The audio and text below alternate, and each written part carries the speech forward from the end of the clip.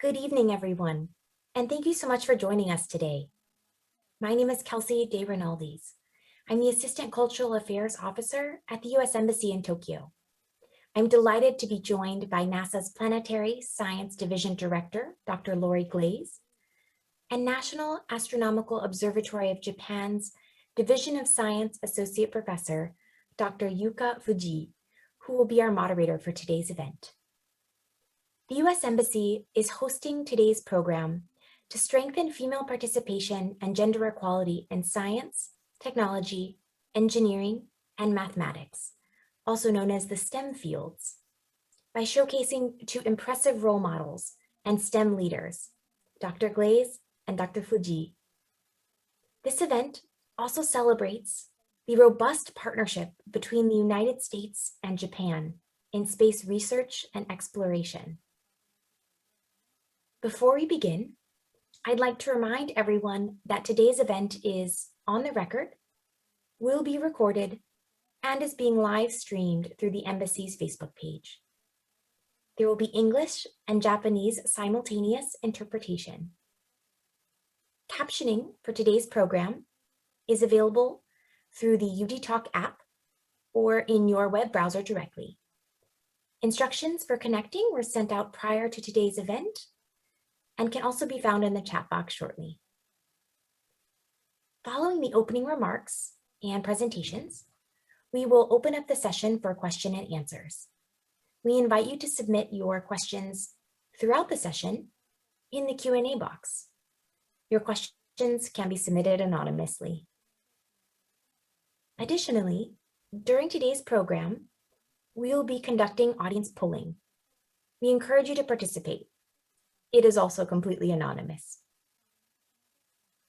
So now, I would like to invite you all to engage with us in some audience polling questions. This helps us to understand who is in the audience and your thoughts on today's topic. The polling questions should pop up on your screen now. So we'd like to give you a few moments to answer. Again, your answers are anonymous, so we encourage you to participate. For those joining through our live stream, unable to answer the questions, I will share we have three. The first question asks, what do you think are the challenges women and girls face when pursuing a career in STEM fields? The second question asks, what should be needed to strengthen women participation in STEM? And the third question asks, what joint NASA-JAXA space collaboration projects are you familiar with? All right, I see the answers coming in a few more moments.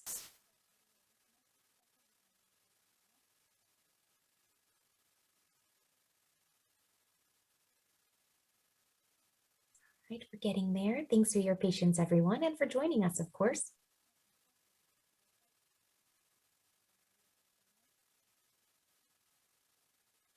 Okay, I'm going to go ahead and share the results now.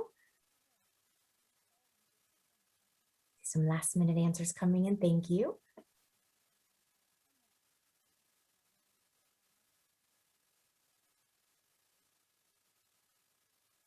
All right, got a couple more. So I'm going to end here.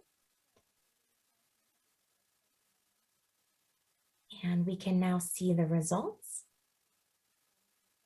So it looks like there are quite a few challenges that women and young girls face. It looks like the most being lack of female mentors or role models. Again, another reason we're so happy to be joined by Dr. Glaze and Dr. Fuji, two wonderful role models. For the second question, it looks like we need to address some cultural bias to allow more women to participate in STEM fields. And there are quite a few projects that you are, our audience is familiar with. The most, of course, being the ISS, the International Space Station, but also Hayabusa 2. All right, we'll get a chance to talk about these. And for those that aren't aware of any of them, you're in luck. I think you'll be hearing about them shortly. All right, so I'm going to stop sharing these results here. And now I would like to introduce my colleague, NASA Attaché Garvey McIntosh, to offer a few opening remarks. So Garvey, over to you. Thank you. Can you hear me fine, Mhm. Kelsey? Okay. First of all, I'd like to thank the Public Affairs Office for hosting this event. And more importantly, I'd like to thank everybody on here that's listening for your participation today. It's lucky for me today because I get to say a few words about Dr. Glaze. It's really a pleasure for me to be able to say a few words about Dr. Glaze, who's literally in charge of the entire solar system for NASA. Prior to the unfortunate situation of COVID-19, Dr. Glaze would often visit Japan to speak with senior officials in the government of Japan about collaboration in the area of planetary science. During my time getting to know Dr. Glaze, I found her to be, without a doubt, one of the smartest, energetic, but at the same time, nicest people that I've had the chance to meet during my 18-year career at NASA. Despite, her tireless efforts and commitment to ensuring that NASA has a variety of satellites exploring Mars, Venus, Pluto, as well as other planets and asteroids and comets throughout our solar system. Despite all of those tireless efforts that Dr. Glaze puts into making sure those missions happen, she also finds time to relax and enjoy yoga, but more importantly, to spend quality time with her loving family, her loving husband, Terry, and her 2 daughters. So I'm very happy that Dr. Glaze has taken time out to speak with us today, very early in the morning for her in the United States, but I know she wakes up early. And I'm very positive that you will also enjoy her message as much as I always do when I get a chance to listen to Dr. Glaze. So those are my remarks, and back over to you, Kelsey. Thank you very much. Thank you so much, Garvey. Now I would like to introduce our moderator for today's program, Dr. Yuka Fujii. Dr. Fujii is an associate professor in the Division of Science at the National Astronomical Observatory of Japan. Dr. Fujii was a postdoctoral fellow at NASA's Goddard Institute for Space Studies for 1.5 years. After returning to Japan, Dr. Fujii served as a specially appointed associate principal investigator at the Earth Life Science Institute at the Tokyo Institute of Technology before assuming her current position. She holds a PhD in science from the Department of Physics at the University of Tokyo's Graduate School of Science. So with that, Dr. Fujii, I'd like to turn it over to you.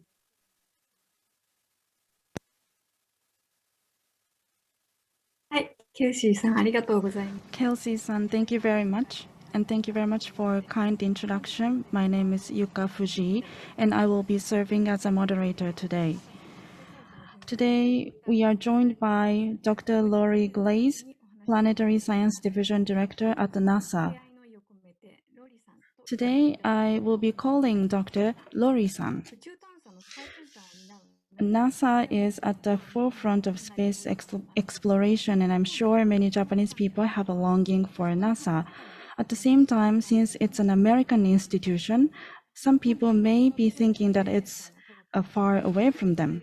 Today, we have a great opportunity to learn about state-of-the-art science in this field, researchers who support the science and relationship with Japan. Lori-san has studied environment of various planets in solar system from the perspective of volcanology and been deeply involved in NASA's planet exploration missions. She's made great contribution in this area, and Lori-san will tell you all about her journey thus far. I myself am looking forward to her talk. Lori-san, the floor is yours. Thank you very much, Fuji-sensei. I appreciate the introduction. Good afternoon to everybody. Thank you so much for having me here today. If I could have my slides up, please. I do have some some visual things to show you while I talk to you today. I'm just so very excited to have an opportunity to speak to all of the women and girls across Japan today about my experience and how I got to where I am today. So if we go on to the next slide, please. I started out when I was a young child. I grew up in Dallas, Texas, which is a big state in the southern part of the United States. And I was very interested in math and science. Both my parents, my mother and my father, were both engineers. They were aeronautical engineers, meaning they worked on airplanes, and they both had opportunity to work on airplanes for the Navy, and they also both worked a little bit on the space shuttle. But my mother was a tremendous inspiration to me. She graduated with a degree in engineering in 1960, when she was one of only 4 women out of a class of many hundreds of men. And I always thought that I was so proud of her for pursuing that career, even though she was very much in the minority. And she was a very strong engineer, but she was also a wonderful mother and a great role model for me growing up. So my interest was in math and science and physics. And so when I went to college, I began studying volcanology, studying volcanoes. And so you can see in the upper left some lava flows on the Kilauea volcano in Hawaii. And I studied lava flows out there. And then you can see me in the top center picture, where that's me standing in front of a volcano in Chile, in South America, a volcano that I studied very closely for a long time. I studied lava flows. I studied explosive eruptions. You can see in the bottom center, that's an eruption from Sakurajima in 2012, the most active volcano in Japan. So I've studied both lava flows and ash clouds.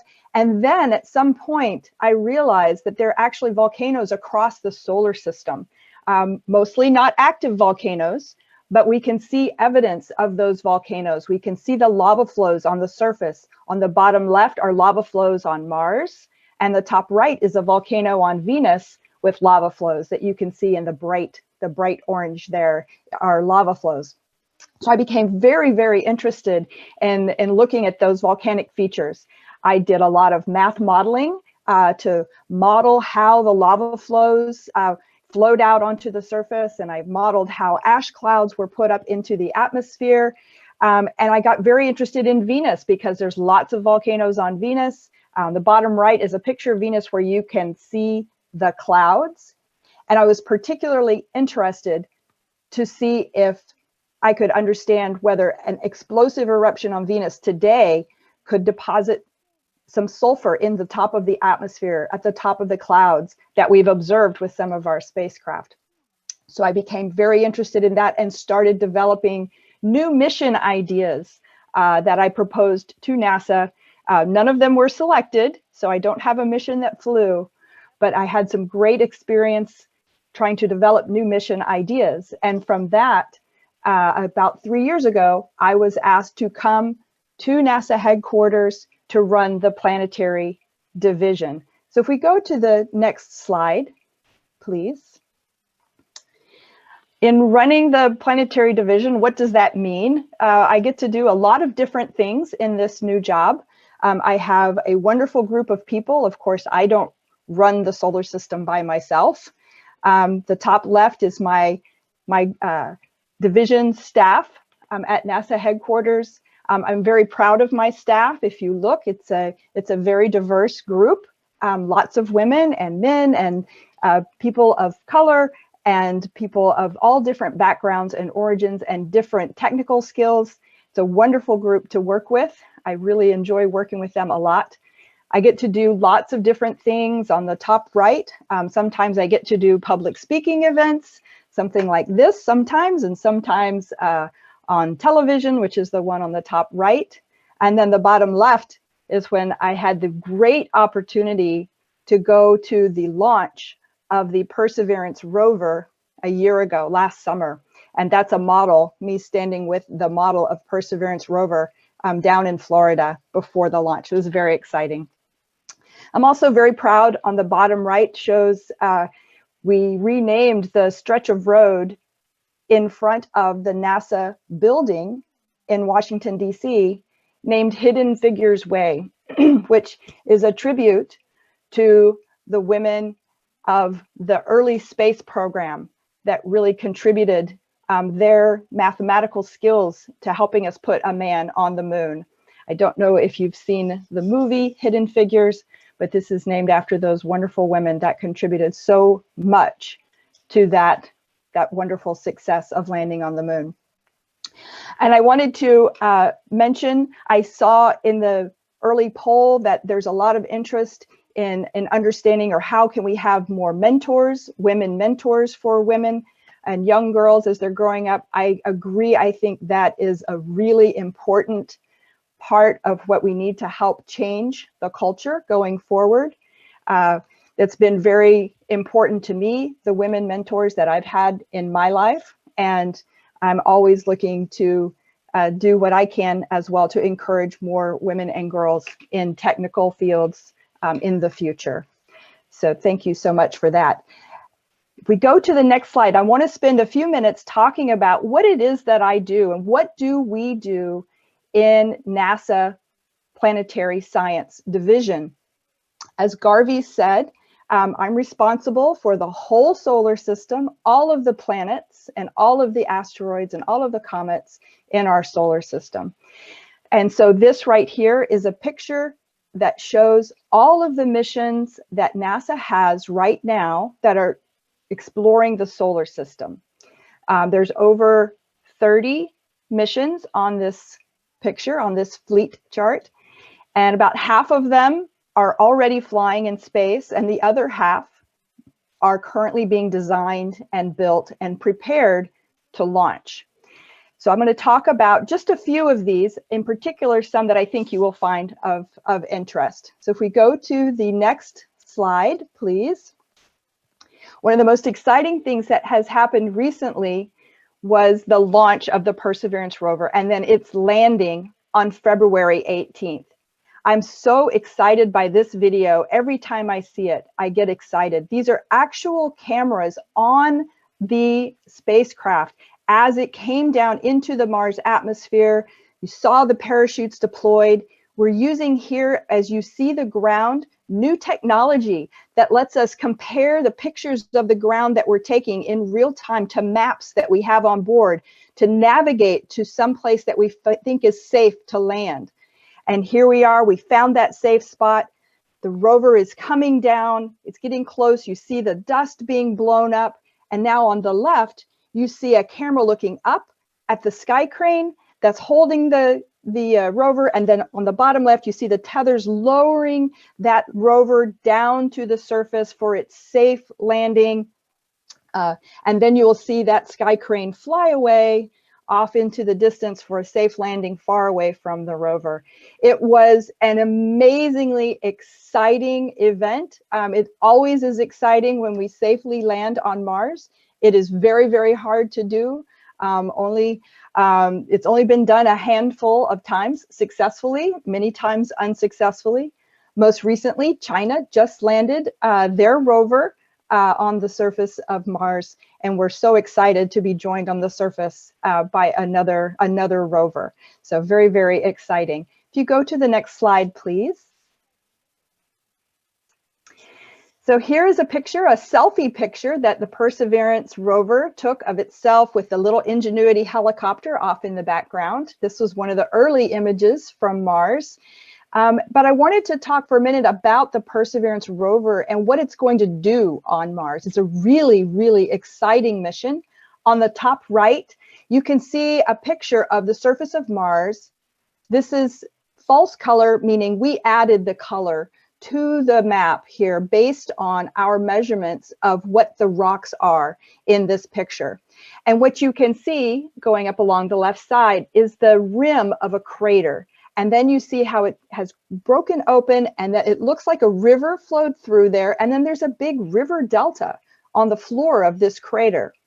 And this is really exciting. This means that there was water on Mars at some point in the distant past, and that a river flowed into that lake that was in the crater and deposited all its sediments.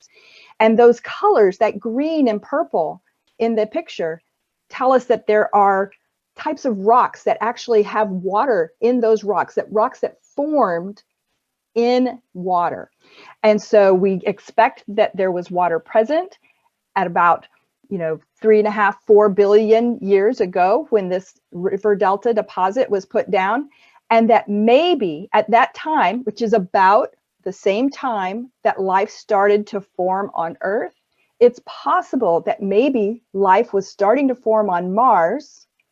And if it was, it would likely be preserved in this river delta deposit.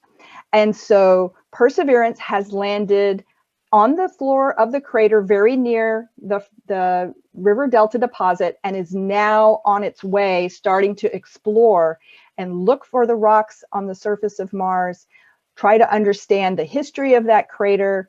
And then also we're going to collect samples. We're going to drill and take samples of those rocks and samples of that river delta material and bring them back to Earth with our next mission, Mars Sample Return, to study and look to see if there was any evidence of past life.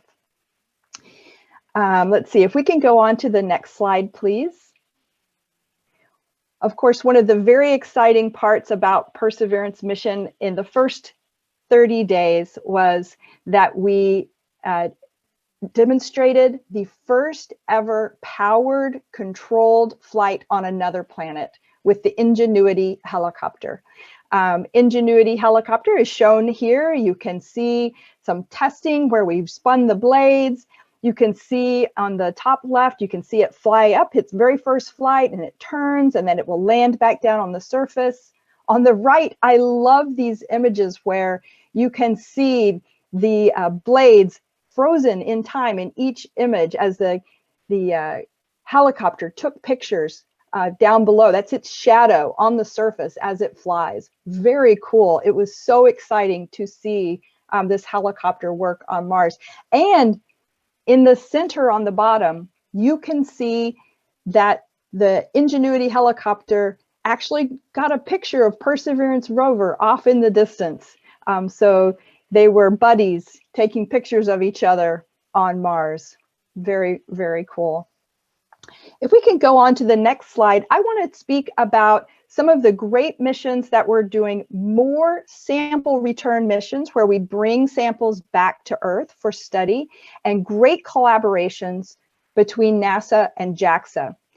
One of these is OSIRIS-REx, which is a NASA mission to collect a sample from an asteroid.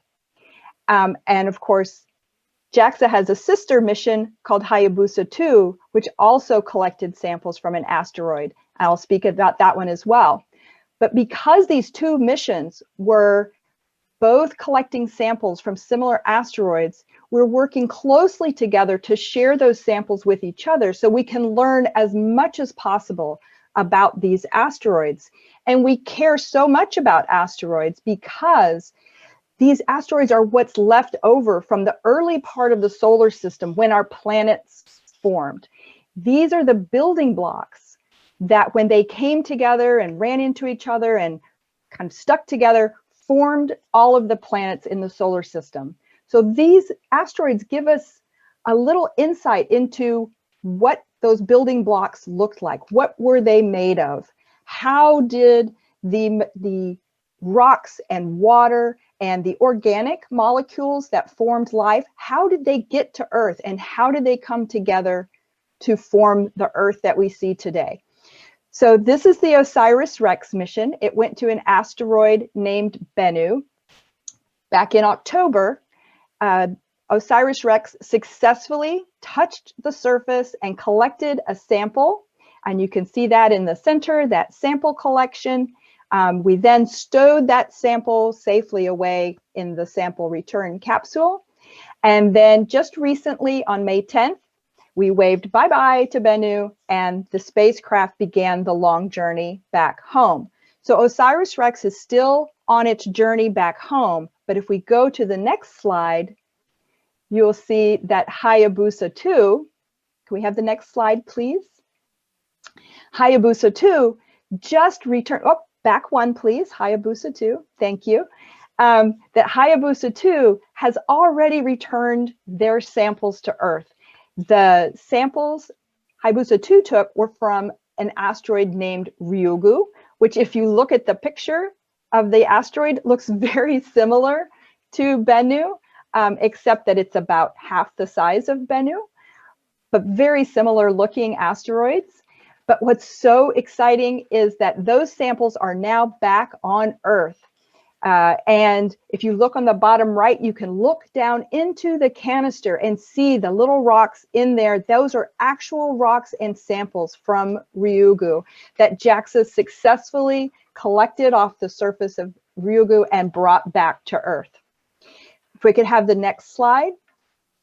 We have another project that NASA and JAXA are working on very, very closely. And this is a mission to fly to the moons of Mars. Mars has 2 moons, Phobos and Deimos, which are very interesting moons. They're different from our moon. Earth's moon formed at the same time when Earth experienced a large impact, and both the Earth and moon system are formed of the same material. So the moon formed out of the result of that impact. The moons of Mars are different in that they are captured asteroids, we think, that got captured into Mars's gravity and are in orbit around Mars.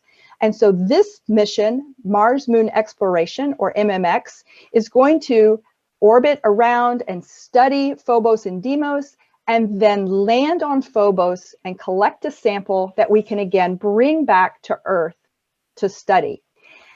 And that mission is supposed to launch in 2024, and we're working very, very closely on this mission. NASA is providing 2 instruments for this mission, and JAXA is providing the rest of the mission. A very, very good collaboration, a good partnership. And if we go to the next slide, I've mentioned now several missions that are focused on bringing samples back to Earth, and I just wanted to say why that's so important. There's only so much that we can do at these various locations, at Bennu or at Ryugu or at Phobos. We can only do so, we can only bring so much instruments with us and can only do so much. But if we bring those samples back to Earth, that allows us to study them in our laboratories with all of the equipment that we have, state-of-the-art instruments, with all of the best scientists in the world.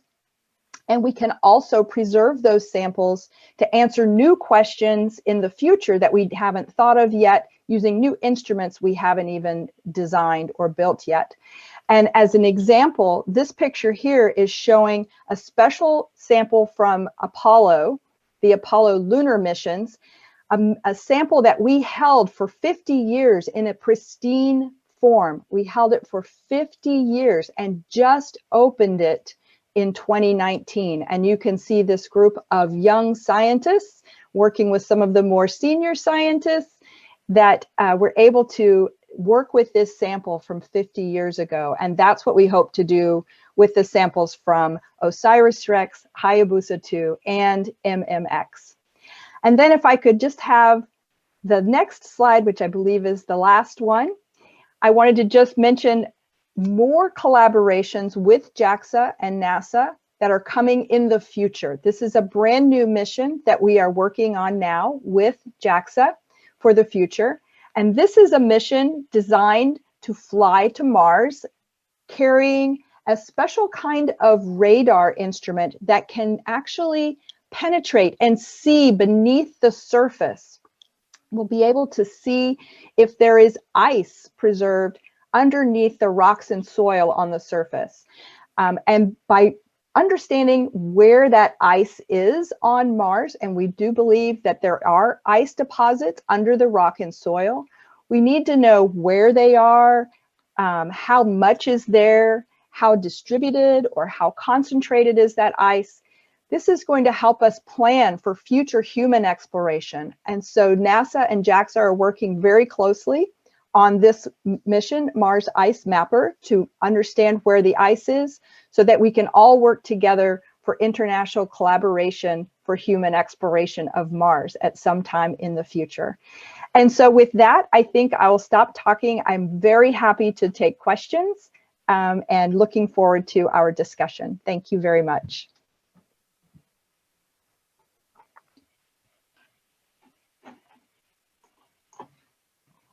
Thank you very much, Lori, for an interesting presentation. Women are still a minority in this field, and it was interesting how you became interested in volcanoes and the influence of your mother. And thank you for explaining about NASA missions. They are very, very exciting, and the images, the video was very exciting to watch. And thank you for touching upon the collaboration with JAXA as well. I'm sure we have many questions for you, but we have received some questions ahead of time. So let me ask you this one. In your research, what was the biggest achievement for you? Have you ever encountered big challenges or difficulties? Oh, yes, those are both very, very good questions. So for my biggest achievement, I am very, very proud of all of the science papers and publications that I wrote.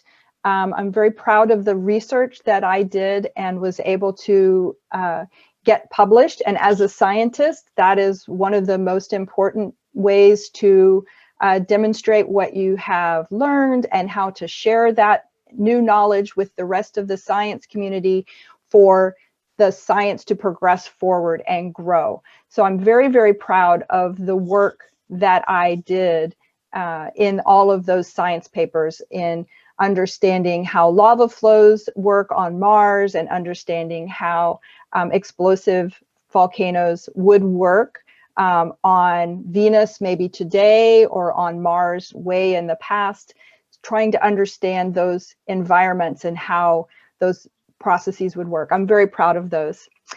Have I ever had some major challenges? I have had some major challenges. I'm going to focus on the technical ones. I said that I, at one time, developed several mission ideas, proposals to NASA for Venus missions. That was an enormous amount of work. It took over a year to write each of those proposals. And I had to work with a team of over 100 people, including some scientists and engineers and money people and managers.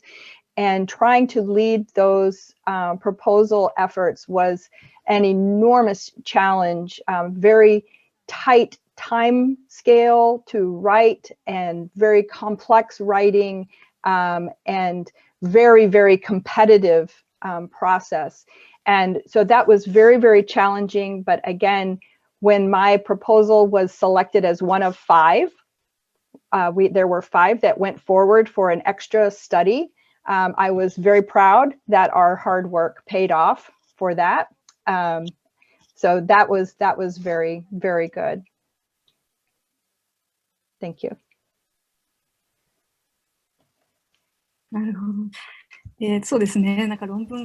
Thank you.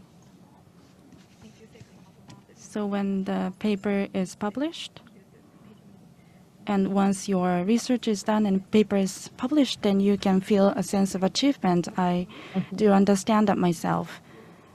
And planning the missions is not involving just science, but cost and other aspects also have to be considered.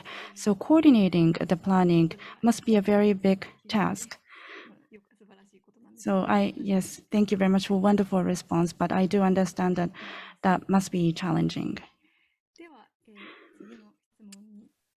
Then I'd like to move on to the next question.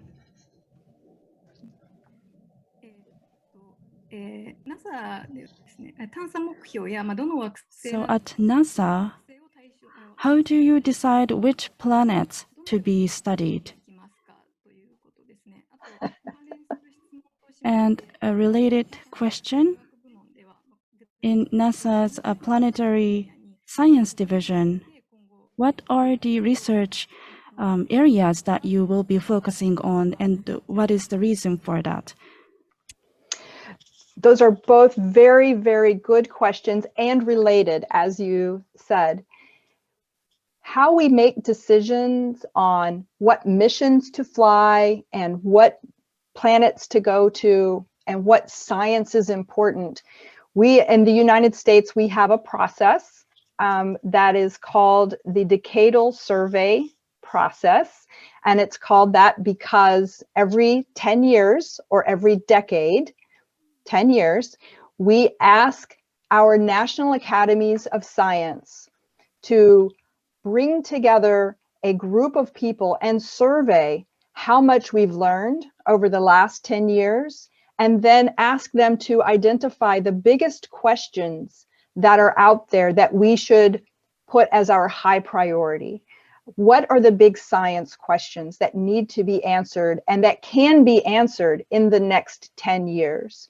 And so that decadal survey will provide us with a report that says, these are the highest priority missions that NASA should execute, that they should fly. And these are the science areas that are most important that we should be thinking about trying to answer big questions. So for example, for planetary science, our last decadal survey, which came out in 2012, came out in 2012, that survey recommended the highest priority mission was the Mars 2020 Perseverance rover mission. And so that's why we flew that mission to Mars. It was the highest priority. The second highest priority was a mission to fly to Europa, which is a moon of Jupiter. And we have now another very big mission that is being built and will fly to Europa, launching in 2024. So those two big missions came straight out of those National Academy recommendations. We also have the science focus areas come from the National Academies, looking at planet formation and planet evolution and thinking about how our planets tell us how to interpret what we see in exoplanets, which I know you understand, Fuji-sensei, because you study exoplanet atmospheres. So there's a lot of comparison there as well. So that's a high area of research. And studying astrobiology, understanding the when and where life can take form and how life can exist and where life might exist, some places beyond Earth. Those are really big science areas that our decadal survey has told us to focus on. And we're right now conducting our next decadal survey, and we expect that report to come out in about a year, and that will provide us with the priorities for the next 10 years.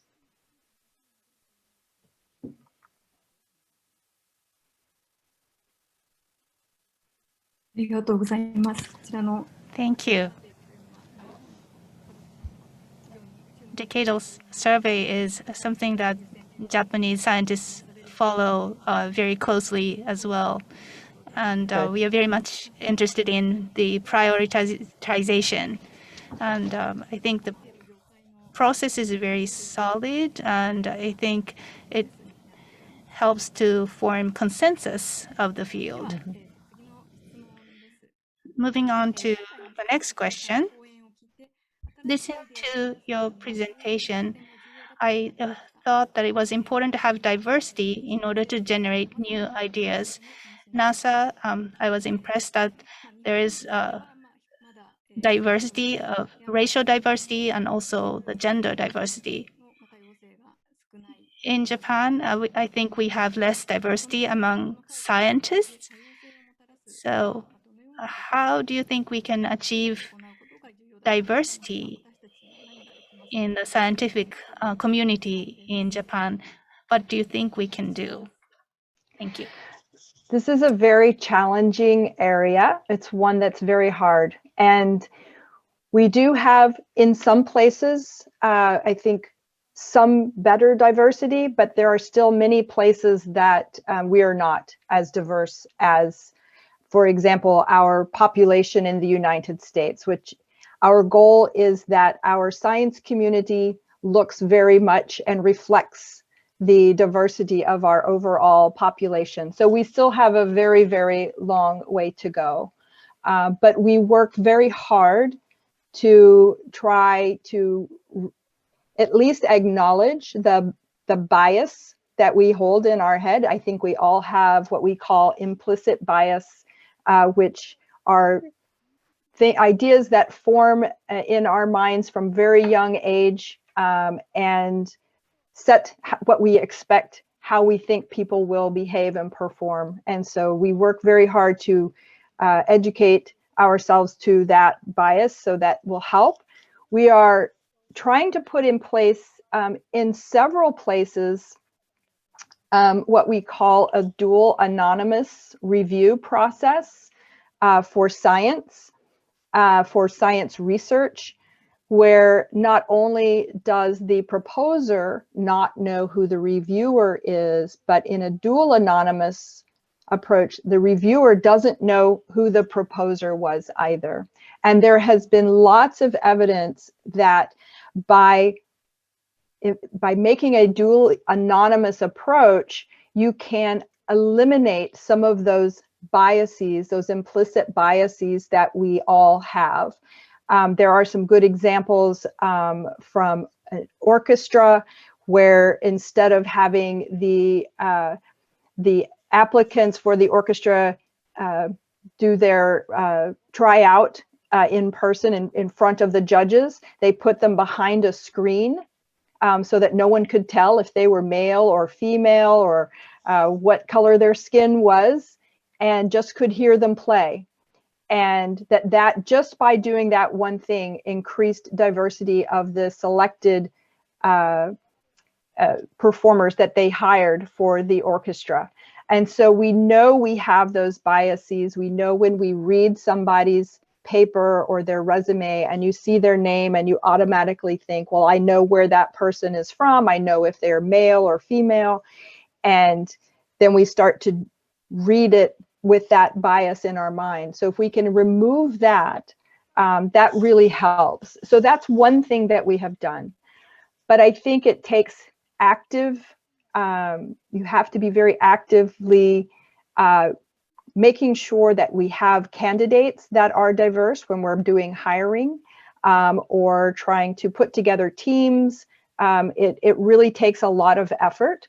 But it is worthwhile because, as you noted, Fuji-sensei, is that diverse teams have been shown over and over and over again to bring great ideas together and help us to not just think one way, but bring lots of different ways of thinking to the table, gives us a better solution in the end. So it is our goal, and I think hopefully we can work closely with our friends in Japan and all become a more diverse community in the future.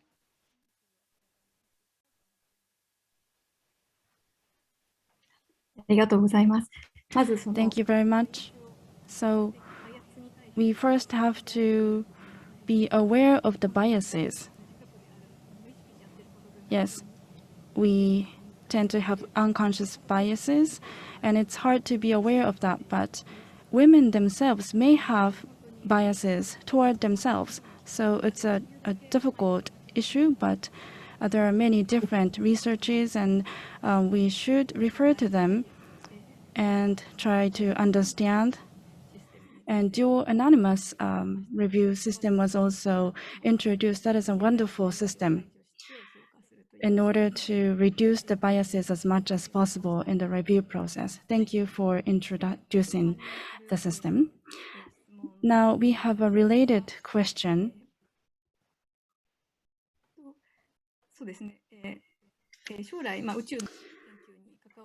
there is this person who wants, a woman who in the audience who wants to be engaged in space observation and study in the future. And she wants to know what did you think was good about being a woman in your career or engaged in study, or good things and bad things? Good things and bad things. I am lucky in that I have always had very supportive colleagues that I work with. So I would say the most important thing for being a woman in science is to find strong, supportive mentors and colleagues. And the mentors can be male or female, as long as they are supporting you in your work and make you feel like you are contributing and that you are important. It is absolutely critical to not stay in an environment where perhaps a teacher or a mentor is making you feel that you are not being productive and good.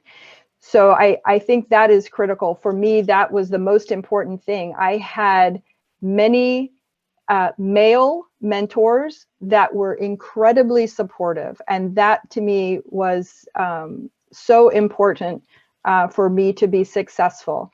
I mentioned I'm so proud of all of the papers that I wrote. I have a colleague that I wrote many of those papers with, a more senior male colleague, but he always made sure that we had a fair distribution of who was listed as the first author, which is the important way we measure, what someone's contribution to the paper. And so I think that was very important. And those male mentors made sure that I had opportunities available to me. So that was very, very important. But I will say, of course, that being a woman in science, there have been many, many, many times when I was the only woman in the room, in a room that was all men. And sometimes that went okay, and sometimes I was ignored, and sometimes I was just, it seemed like I was not even there. Why was I even in the room? And I think we've all experienced that before. I think in the poll at the beginning, there was also some responses about needing to change culture.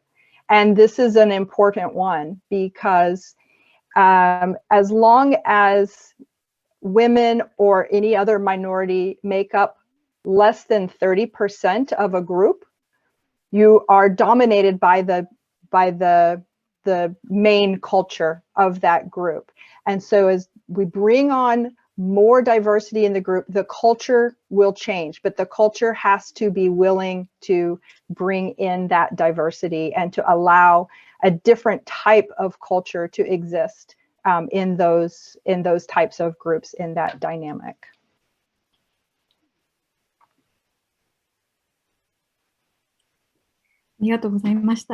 Thank you.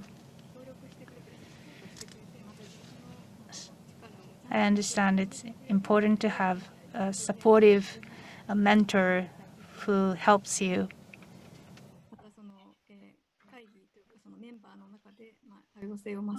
And also it's important to increase the diversity of the team members so that people will start recognizing the differences and start respecting each other. So next question might be a little bit of a personal question. Okay. This person is currently studying at graduate school. So she's busy doing her research and having a hard time keeping a balance with her personal life. For example, enjoying her hobby or with family. So how do you manage juggling different roles that you have? I'm so glad that you asked this question. I think this is something that we all struggle with, everyone, but women in particular. because again, with our implicit bias, we all feel that we must not only excel at work, but we must also take care of our families, because that's an important quality to us as women. And I have 2 daughters. They're now fully grown. They're 25 years old and 28 years old. But I was working the whole time that they were growing up. And it is very, very difficult to balance and to focus on both family and work. So I totally understand that challenge. I, again, have a wonderful partner in my husband. He took on a lot of the responsibility of helping to raise the children. And so I think that was very, very helpful. In our relationship, he was a stay-at-home dad. So he was home with the 2 girls when they were little, and he would volunteer at school, and he would do the grocery shopping, and he would sometimes cook dinner and things. And so that was a big help. I know that maybe not all relationships have that fortunate arrangement, but it was very nice for us. And for me, the one way that I really tried to balance is that when I was at work, and I tried to not spend a lot of time on a personal phone call or doing things when I was at work. But what that let me do was, when I was at home and I was not at work, I did not bring my work home with me. So I tried to not work on the weekend and not work in the evenings, but to really, when I was with my family, to make sure that I was with them, 100%. And I would, take my daughters to ballet lessons, and I volunteered at their ballet performances and things like that, so that when I was with my family, I was 100% with the family. But it is a very hard thing to do. I don't know that there is a perfect answer. I think everyone has to find what works for you and your family. It will always, I think it will always be a challenge. I do see more and more of the young people within the NASA community, more of the sharing of responsibility between the partners. And so hopefully that is a helpful way to help balance, but it will always, I think, will be a challenge.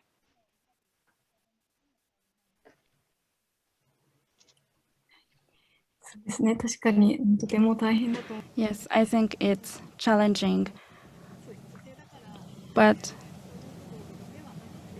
it's not as if women had to take care of chores at home. You should be able to work together with people around you, and that's how you can balance work and life. So thank you for a very useful tip. So we don't have much time left, but we have some questions on NASA. So let me ask you some of them.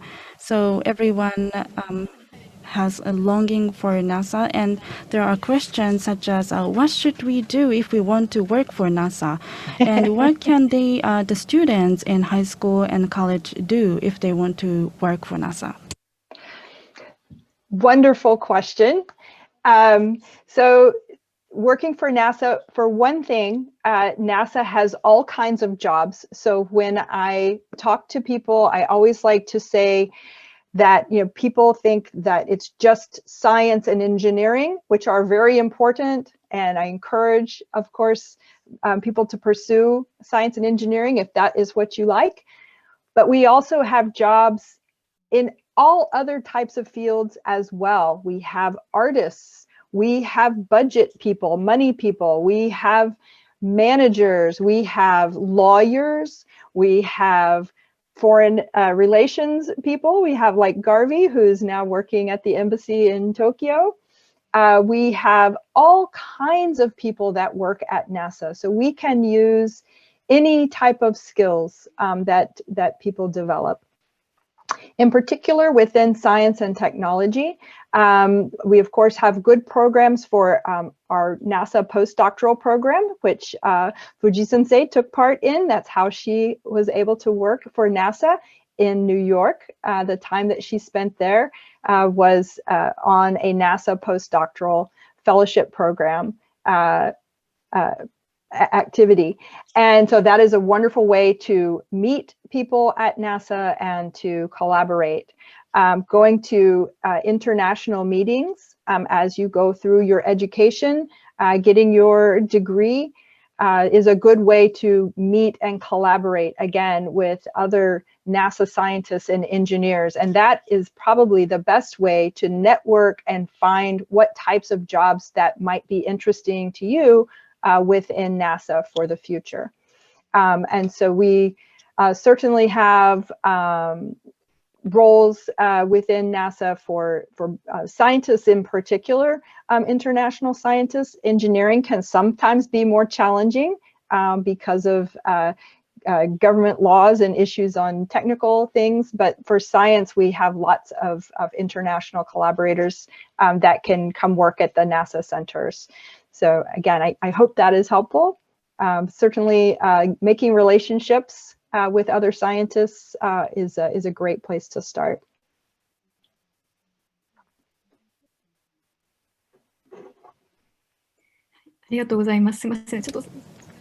Thank you. We're almost running out of time, but one more question.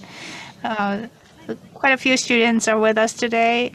And finally, can you send a message to those who are aspiring to become scientists in the space exploration field? If you could send your message to students, high school and university students. Yes, a special message to all of the high school students and college students, university students. Follow your passion. I think that the most important thing to do is to study the things that excite you and that are interesting to you. And if you are passionate about what you are studying, then the work that you end up doing, you will be passionate about that as well. So I just strongly encourage everyone that if you find math and science to be exciting and that you're passionate about it, don't give up on that. Keep working on it. Keep trying to move forward, and the doors will open. I'm confident that you'll build the expertise and you'll be ready to go when those doors do open.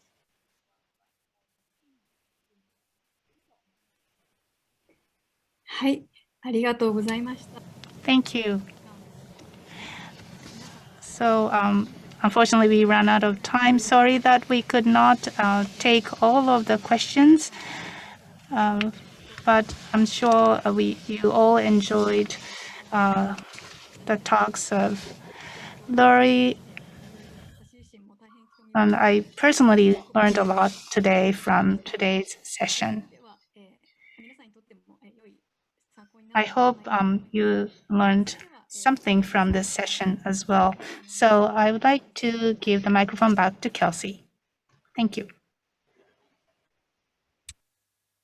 Thank you all so much.